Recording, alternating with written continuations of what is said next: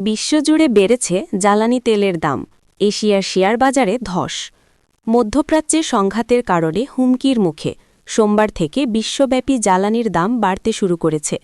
ব্রেন্ট অপরিশোধিত তেলের দাম প্রায় ১.৯% বেড়ে প্রতি ব্যারেল $৭৯.25 হয়েছে, যেখানে মার্কিন বাণিজ্য তেল প্রায় ১.৫% বেড়েছে।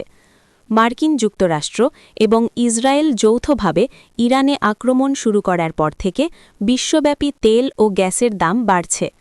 বিশ্বের অন্যতম বৃহৎ রপ্তানিকারক কাতার এনার্জি তার স্থাপনাগুলোতে সামরিক হামলার পর উৎপাদন বন্ধ করে দিয়েছে। এরপর সোমবার প্রাকৃতিক গ্যাসের দামও অস্বাভাবিক বেড়ে গেছে। এশিয়ার শেয়ার বাজার টানা পতনের মধ্যে রয়েছে, আর একই সময়ে তেলের দাম কিছুটা বেড়েছে। দক্ষিণ কোরিয়ার কসপি সূচক লেনদেন শুরুতে সর্বোচ্চ 7% পর্যন্ত কমে যায় এবং বর্তমানে প্রায় 6% নিম্নমুখী অবস্থায় রয়েছে। জাপানের নিক্কেই 225 সূচক 3% নিচে নেমেছে। বুধবার 4 মার্চ সকাল পর্যন্ত যুক্তরাষ্ট্রে লেনদেন হওয়া তেল এবং ব্রেন্ট অপরিশোধিত তেলের দাম প্রায় 1.2% বেড়েছে।